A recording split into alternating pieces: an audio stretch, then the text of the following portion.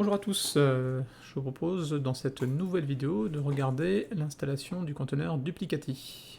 Alors, Duplicati, c'est un logiciel de sauvegarde qui planifie, qui stocke une copie complète ou incrémentielle de fichiers qu'on souhaite conserver.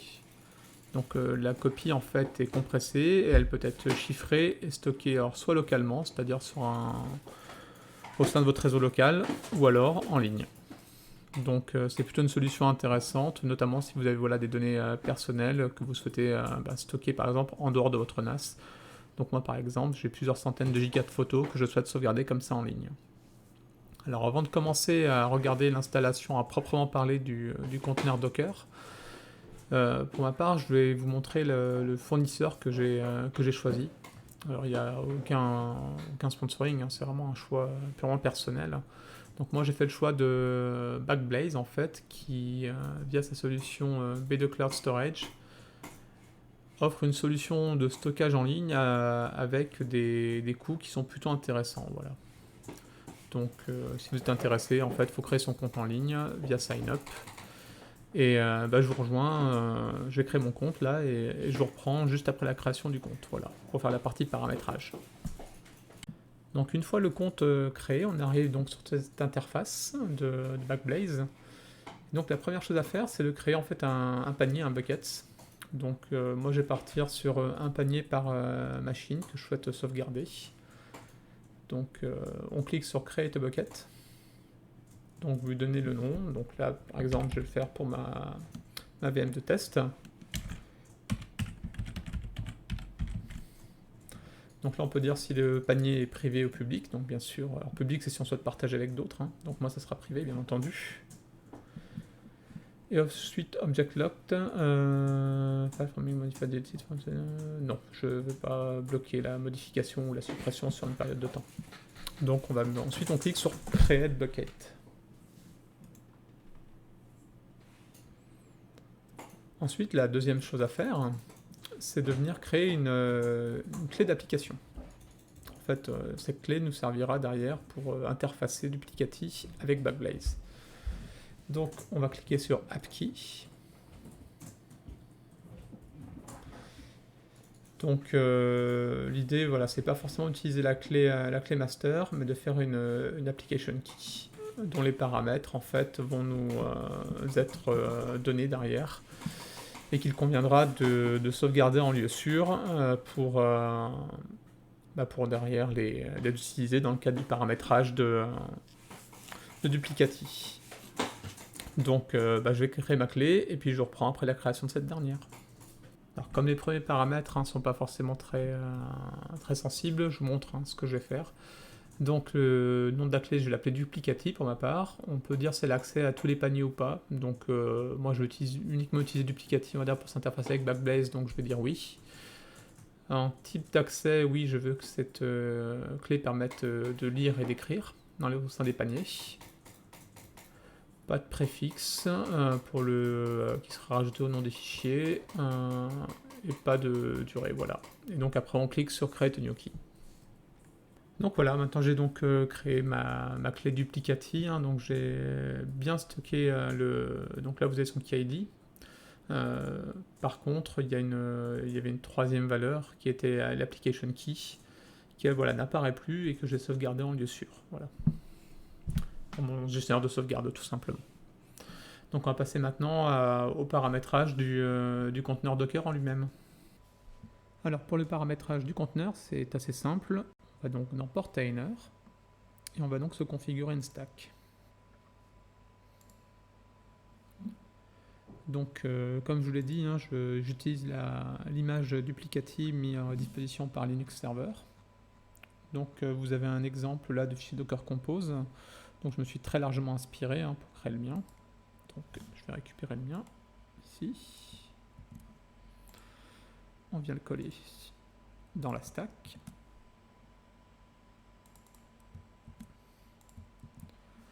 Donc c'est très classique, donc l'image ici qui est référencée, c'est de Linux Server Duplicati, le network mode en mode bridge, le nom du conteneur, donc Duplicati, les variables d'environnement, donc toujours pareil, l'ID de votre user Docker et le groupe ID. donc qu'on peut récupérer facilement en SSH. Si vous êtes connecté sur le serveur, vous tapez ID, le nom de votre user, donc moi c'est Docker, et là vous avez l'UID et le groupe ID. Et la time zone, donc Europe-Paris dans mon cas. Ensuite, derrière, on va créer 3 volumes. Alors le premier, en fait, que moi j'ai stocké dans un répertoire, donc Docker Data Duplicati Config, c'est la configuration du logiciel Duplicati. Le deuxième volume que vous venez déclarer, en fait, c'est si vous souhaitez faire des sauvegardes locales, c'est-à-dire au sein de votre NAS, par exemple, entre 2 disques différents. Donc, à voir si ça vous est utile ou pas. Là, donc, dans l'exemple, je suis resté sur le même disque, moi, mais dans l'idéal, je pense qu'il faudra indiquer, en fait, 2 disques différents.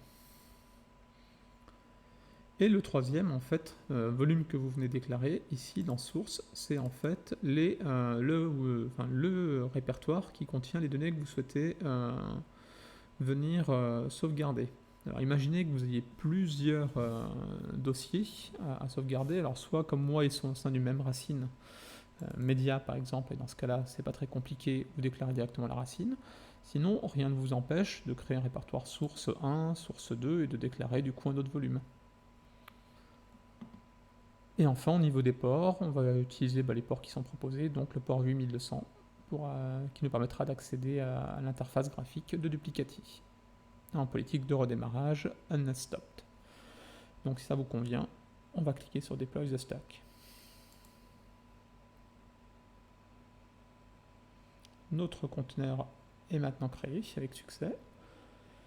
Donc on va aller le voir. Duplicati, il est running. Au niveau des logs, c'est bon, done. Donc ensuite, on va donc se connecter à l'interface graphique de Duplicati. Donc pour s'y connecter, on ouvre un nouvel onglet et on va donc mettre en adresse HTTP donc l'IP, soit le nom de domaine, soit l'IP en fait de votre host. Donc moi c'est omv5-sandbox.local et donc le port 8200 qu'on a déclaré tout à l'heure.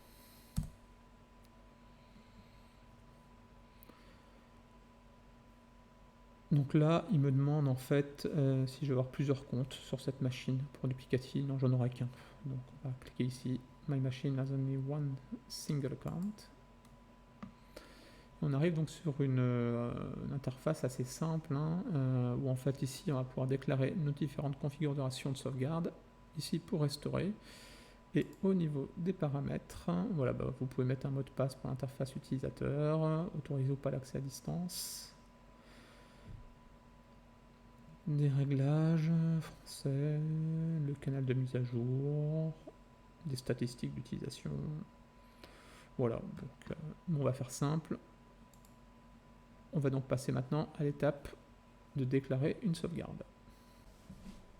Donc pour créer une sauvegarde, on clique ici sur Ajouter une sauvegarde, configurer une nouvelle sauvegarde. Donc là, on donne un nom à sa sauvegarde. Donc, moi, par exemple, dans mon exemple, là, je vais essayer de sauvegarder des e-books. Donc, on met e-books. Alors, pour plus de simplicité, je ne vais pas vous mettre là dans mon exemple de chiffrement, mais vraiment, je vous conseille en fait de venir chiffrer vos sauvegardes comme ça extérieures, en sélectionnant l'option chiffrement AES 256 et en renseignant ici une phrase secrète donc que vous stockerez en lieu sûr, que vous noterez en lieu sûr. Mais là pour l'exemple, pour en simplicité, quoique, allez, on va chiffrer. Je vais mettre password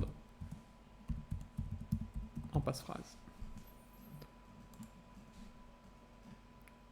Ensuite, ici la destination donc, de cette sauvegarde. Donc, comme je vous l'ai dit, moi je vais faire une sauvegarde donc, dans le cloud. Donc si j'étais en local, j'aurais pu ici mettre justement le fameux répertoire backup qu'on a déclaré tout à l'heure. Donc dans mon cas, c'est du B2 Cloud Storage, mais on voit qu'il y a d'autres options. Donc Amazon S3, Azure Blob, Box.com, Dropbox, vous avez aussi Mega, OneDrive.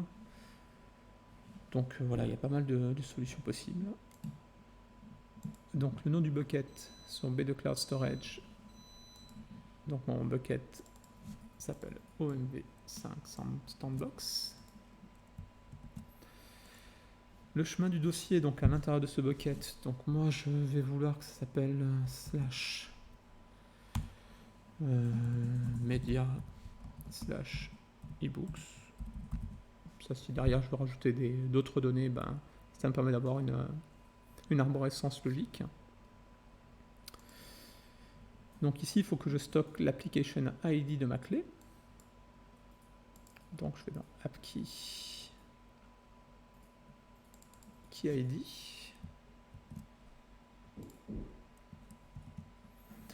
Et là ici, vous venez stocker donc votre application key que vous avez stocké tout à l'heure en lieu sûr. Donc là, bien sûr, vous n'allez pas voir, mais je vais la renseigner. Et puis derrière, vous pouvez valider que tout fonctionne bien en mettant tester la connexion. Donc mon application key est renseignée, donc tester la connexion. Connexion fonctionnelle, donc c'est qu'a priori tout est OK. Donc je peux passer, donc je n'utilise pas les options avancées qui sont proposées, donc on passe à suivant. Donc là on va lui indiquer quelles sont les données qu'on souhaite sauvegarder. Donc dans mon cas en fait, tout va se passer ici sur l'ordinateur. Donc le fameux répertoire source qu'on a déclaré. Voilà, donc moi dans source, j'ai un dossier qui contient en fait des ebooks. Donc en l'occurrence là, l'île mystérieuse de Jules Verne. Donc je le sélectionne, mais je peux en sélectionner d'autres. Donc c'est assez intuitif, assez simple. Vous pouvez mettre des filtres si vous souhaitez. Et vous pouvez même exclure des fichiers cachés, des fichiers système, des fichiers temporaires, des fichiers plus gros qu'une certaine taille. Donc voilà, il y a pas mal d'options possibles. Donc on clique sur suivant. Et là on peut indiquer quand nous souhaitons donc planifier la sauvegarde automatique de ce répertoire.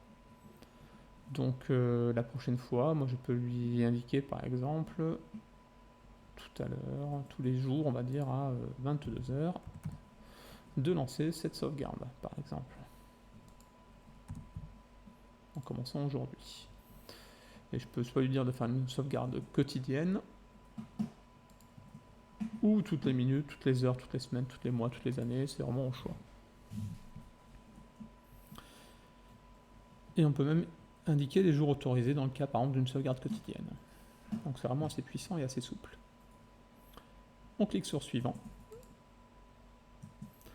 Là vous avez la taille des volumes distants, puisque en fait les données que vous allez sauvegarder vont être compressées dans des fichiers, dans des archives zip en fait. Donc là vous pouvez spécifier la taille de ces archives. Donc moi je vais laisser 50 mégas par défaut. Et là vous avez les critères de rétention. Donc soit on conserve toutes les sauvegardes, ou un nombre spécifique, ou les plus anciennes que. Donc moi je vais lui dire de conserver un nombre spécifique de sauvegarde, et en l'occurrence 2 sauvegardes de chaque fichier. Et dans les options, c'est toujours rien. Et on clique sur enregistrer. Oui, parce que ma phrase secrète c'est password, donc il m'alerte, mais pas de souci. Donc ma configuration est prête. Donc vous voyez, si je vais dans Backblaze, pour l'instant, au niveau du bucket, il n'y a rien. Donc on va lancer la sauvegarde.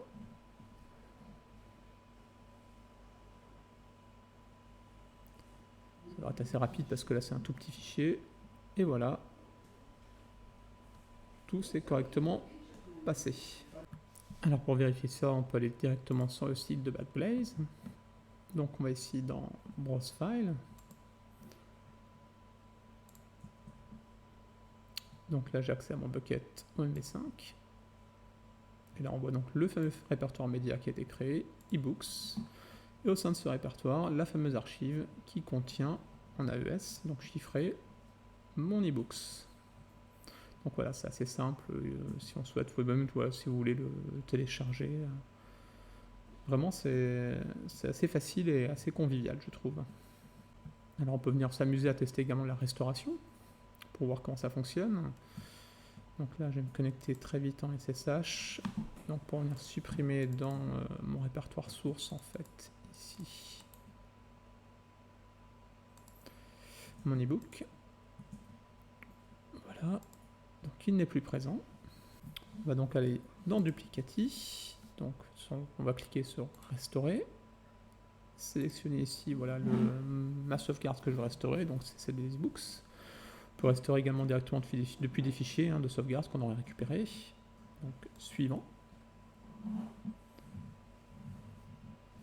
Donc là, je lui dis de restaurer en effet ces fichiers.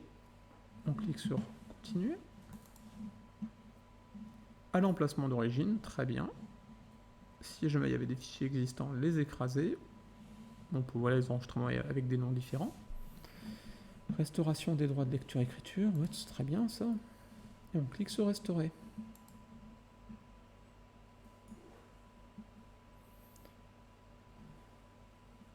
Et donc là, a priori, tout s'est bien passé. Two warnings. Opération restaurée, opération backup, ok. Ok, et on va vérifier maintenant. Si je fais un refresh, mon ePub est revenu. Voilà. Donc, vous voyez, assez simple comme logiciel et très puissant. Donc, je vous encourage vraiment à l'utiliser pour sauvegarder vos données les plus précieuses. Voilà, parce qu'on n'est jamais à l'abri d'un événement qui puisse malheureusement conduire à la destruction du NAS ou des données qui sont stockées sur vos disques dans le NAS. Donc voilà, ça coûte pas très cher et c'est vraiment la sauvegarde de dernier recours. Et ben j'espère que cette vidéo vous aura été utile. Comme toujours, si vous avez apprécié, n'hésitez pas à vous abonner à la chaîne. Et puis je vous dis à la prochaine. Ciao!